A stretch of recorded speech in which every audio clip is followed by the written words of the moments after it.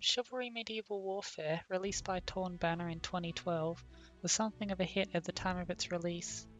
A first-person multiplayer medieval battle simulator was a unique kind of game at the time, and it remains one of only a handful of titles in this genre, sometimes referred to as either a melee slasher or first-person melee, although it does feature a third-person camera. Chivalry was released in the same year as a similar game, War of the Roses, which featured third-person multiplayer medieval combat on the same kind of scale as Chivalry.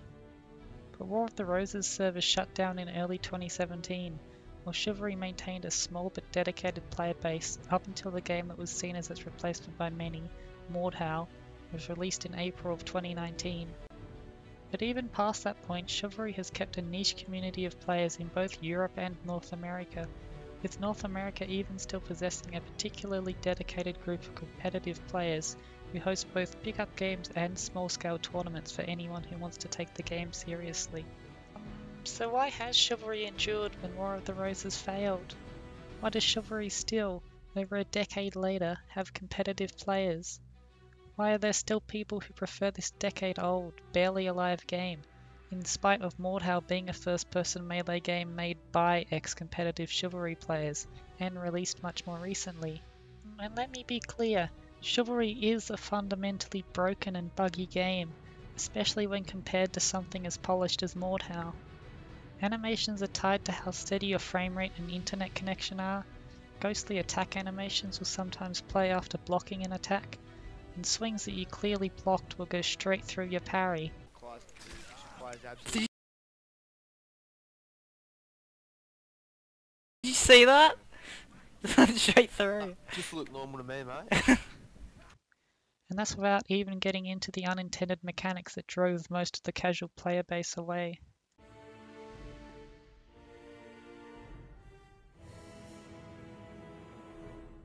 To explain why Chivalry is so good, I have to explain the basic combat mechanics of the game. The controls are simple. You have three types of attacks: a horizontal slash, a high damage overhead, and a long-reaching stab. You can parry with the right mouse button, with the parry animation lasting half a second, during which time you will be able to block enemy attacks, so long as you aim your parry in the general direction of the attack.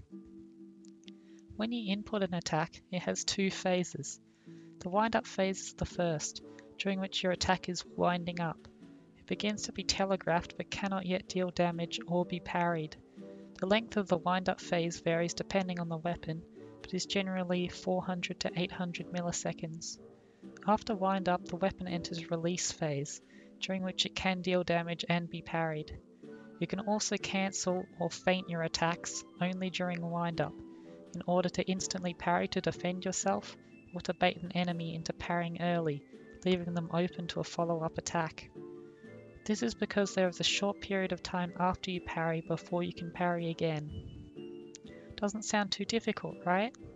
You parry an enemy if you see them swing at you, try not to parry too early in case it's a feint, and you try to kill your enemies before they kill you. And for a time after Chivalry's release, it was that simple.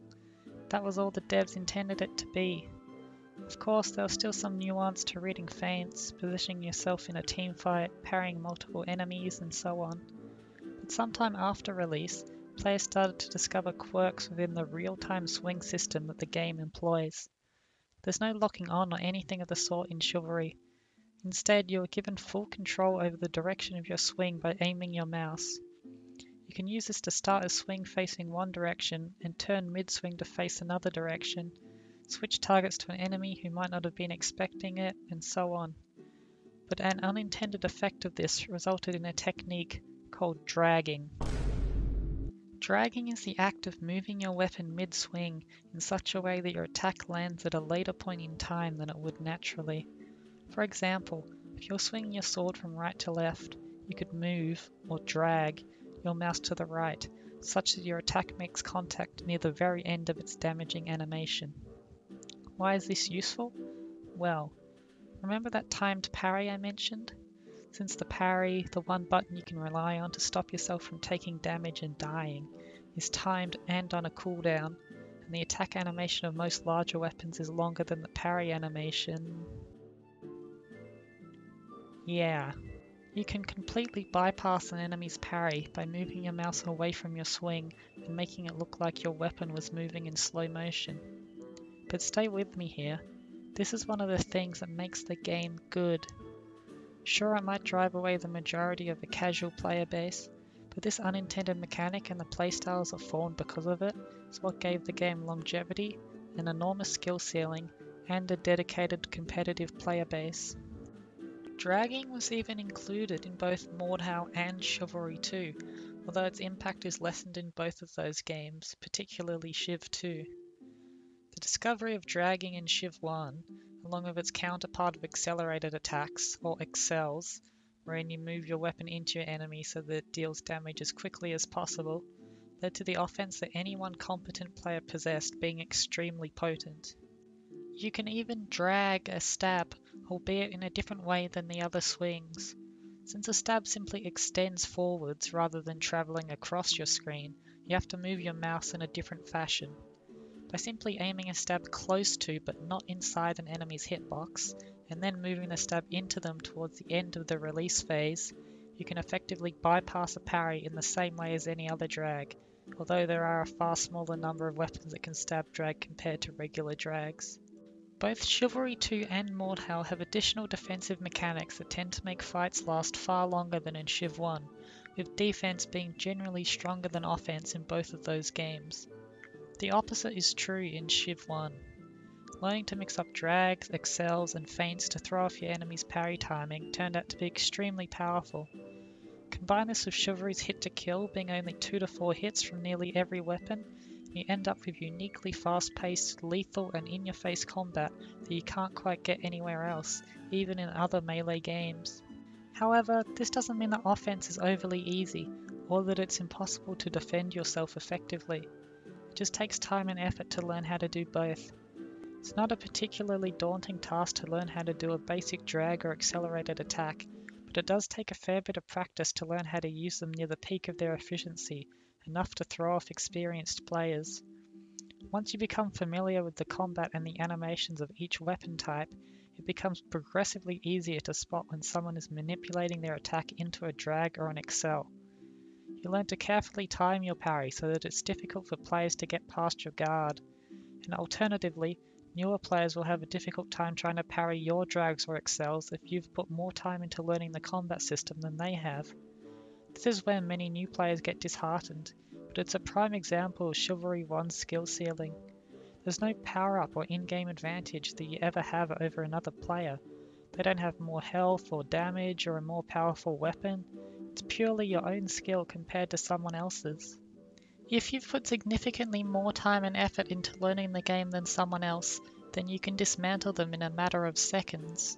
And this applies to team engagements too. A group of 5 skilled players can easily defeat a team of 10 who only picked the game up a couple of months ago. Even one skilled player can take out a handful of lesser skilled players by themselves, which creates incredibly exciting scenarios where you can prevail against a numbers advantage entirely through your own skilled play. This leads to a naturally challenging yet incredibly rewarding difficulty curve where new players tend to get crushed and either get disheartened and quit, or stick with it long enough to improve and really reap the benefits, eventually going on to crush new players themselves. This is the main problem with Chivalry as approached from a casual point of view, but also one of its biggest strengths as a skill-based game. It's a self-perpetuating cycle of buy the game, get crushed, and either quit or get good. And if you do decide to get good, then you yourself go on to crush new players and discourage 9 out of 10 of them from sticking with the game.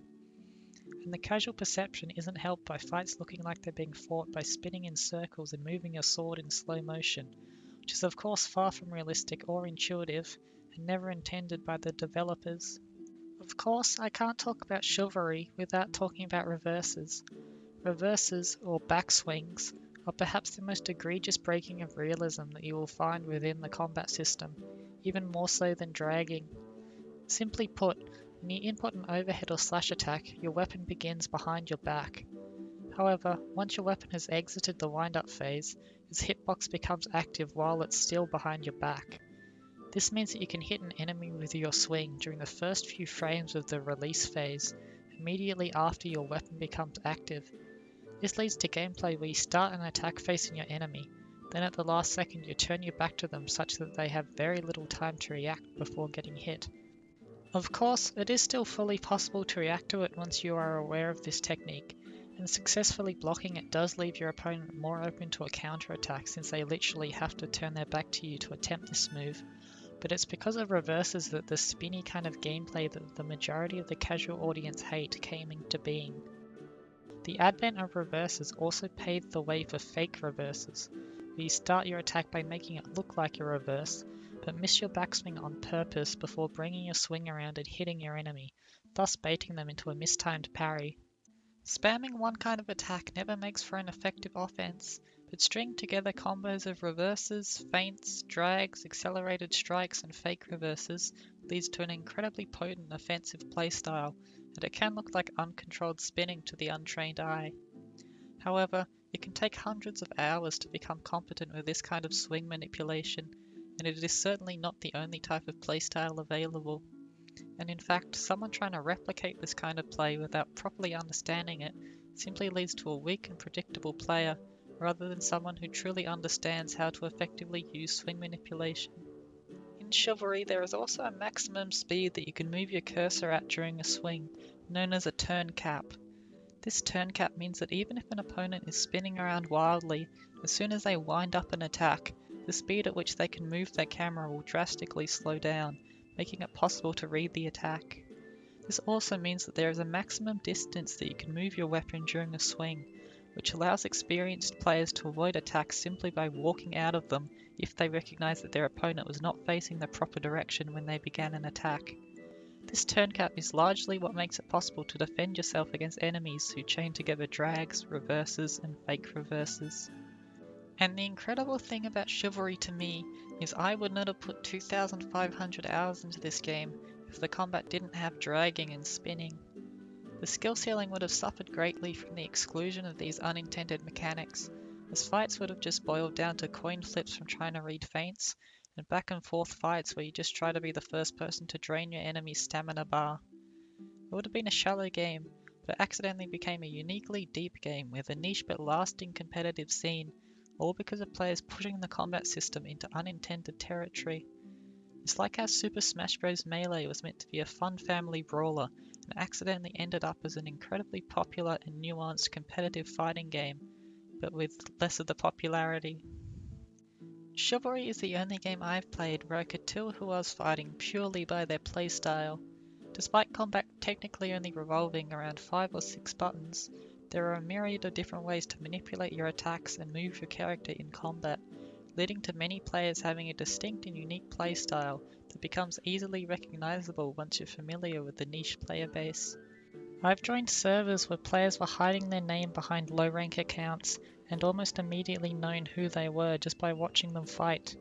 This may be unique to me, but at times it genuinely felt like I was expressing myself purely through my playstyle in this game. This is unfortunately something that is not translated well to future titles such as Mordhau, as the ways you can manipulate your swings is greatly reduced in favour of realism, but at the expense of unique and interesting playstyles. Part of Chivalry's uniqueness also comes from its range of weapons and how they are differentiated from one another. Both Mordhau and Chivalry feature around 40 melee weapons, and Mordhau has a higher number of default attacks than Chivalry with the introduction of underarm swings, but each of Chivalry's weapons feels distinct from one another, and all are viable to some degree in the hands of a skilled player. There are a few reasons for this, but the main ones are the swing arcs and animations. Every single melee weapon in Mordhau, barring weapons such as the spear, have the exact same swing arc and animation set, while each different category of weapon in Chivalry 1 has a different swing arc and animation set. For example, a two-handed sword handles in a vastly different way to a polearm differently to a one-handed axe, and so on. This also affects drags, as different animations will need to be dragged in different ways to make effective use of the mechanic.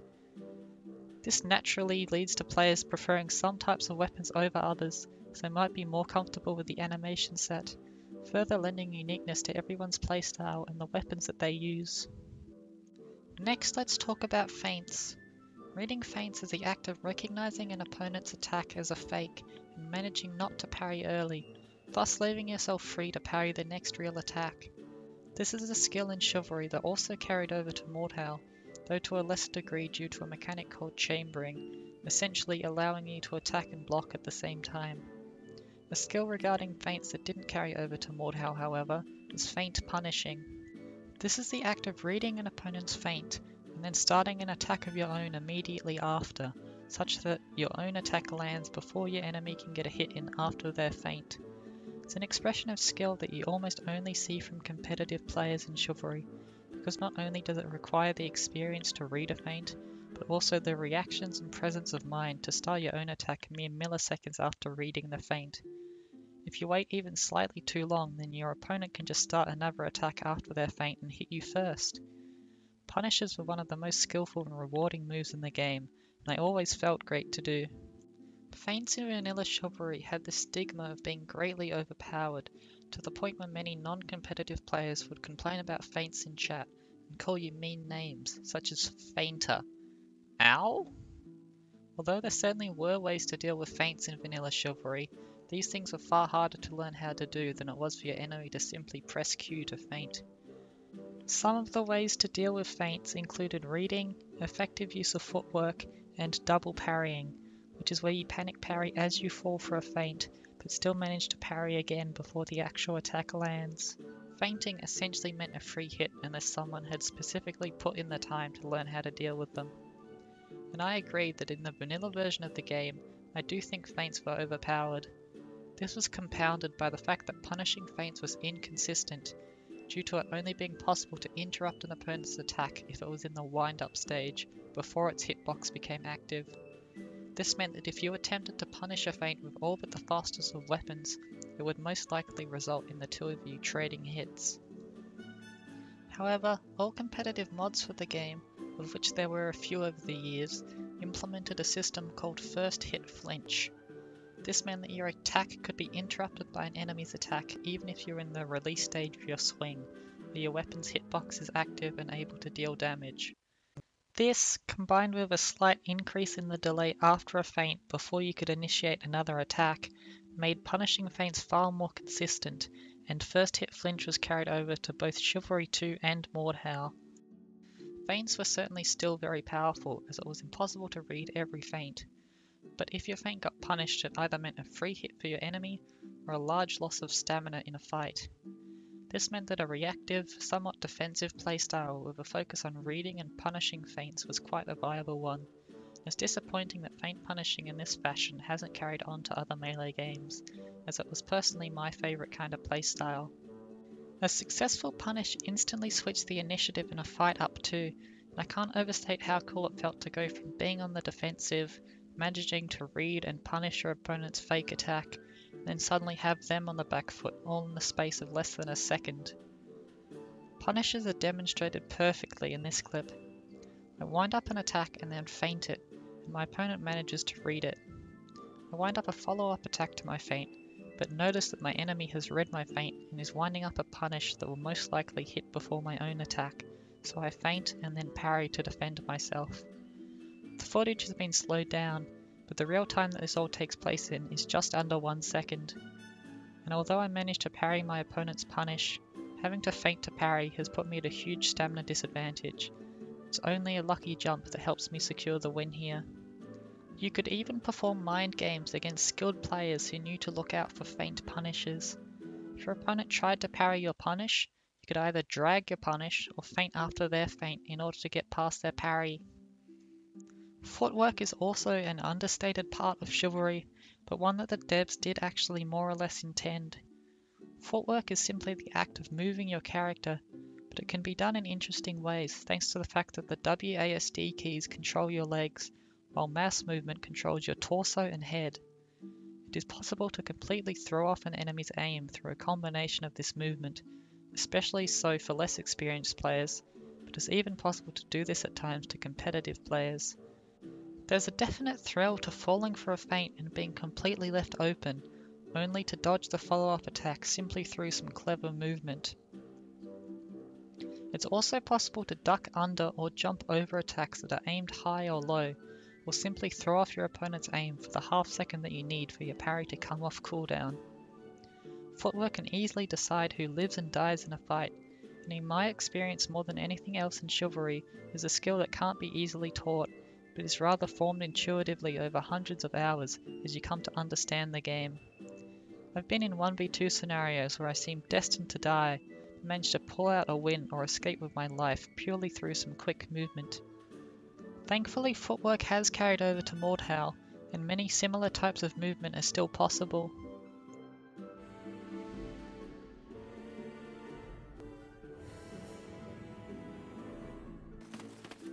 The gameplay is absolutely the focus of any melee game, but Chivalry has a few other factors that makes it stand out too, and sound design is one of them.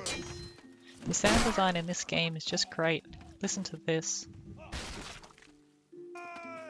It always feels satisfying to land a hit, and a big part of that is because of the sound. And that's without even mentioning the iconic voice lines that no one who has played Chivalry can ever forget. Your virginity breeds mates, much like a cheese. Malric is doomed! Come hither, come hither, come hither, come hither, come hither, come hither.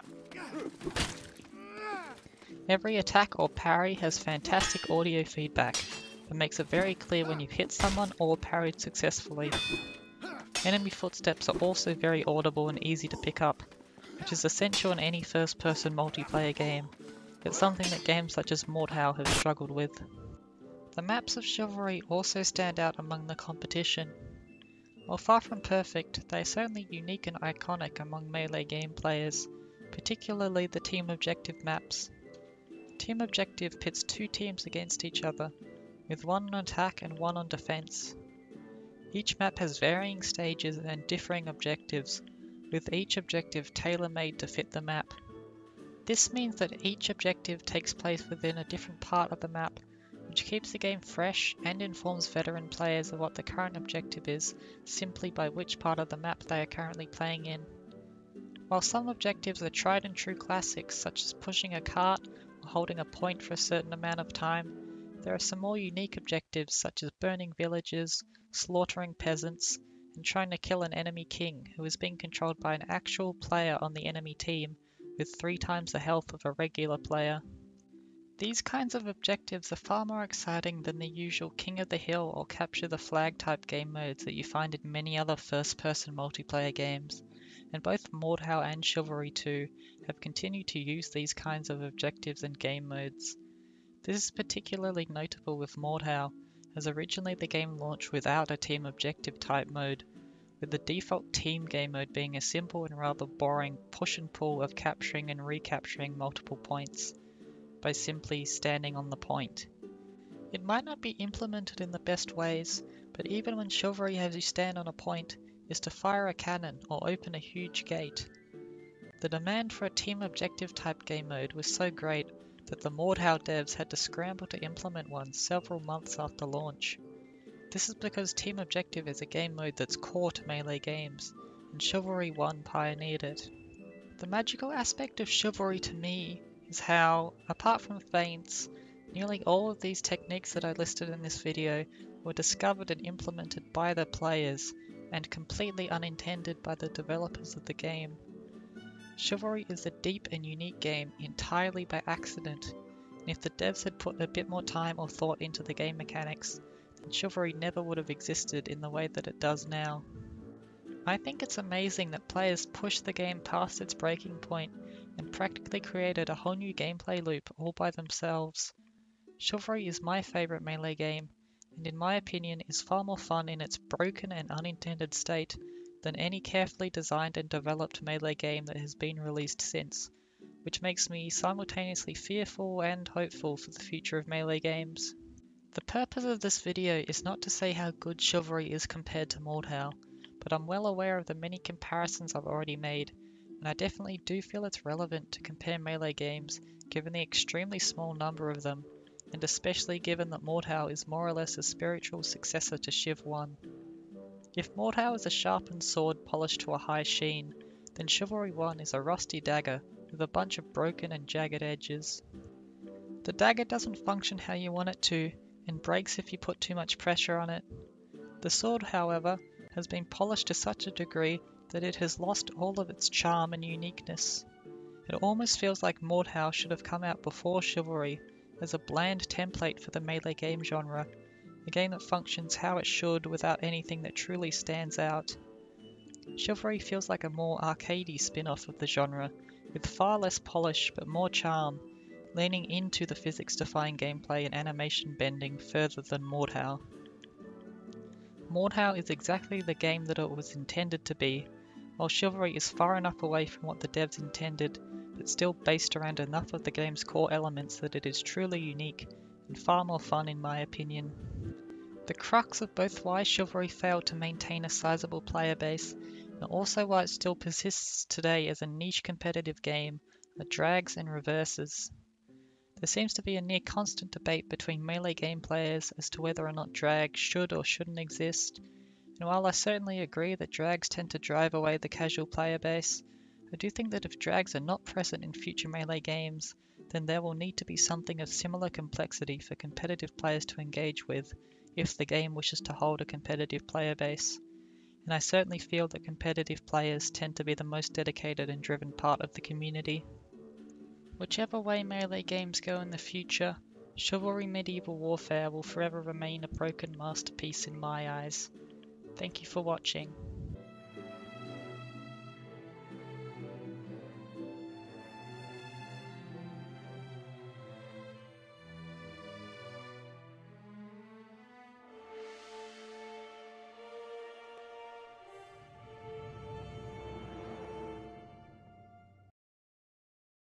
Competitive Chivalry Medieval Warfare, you out of your mind?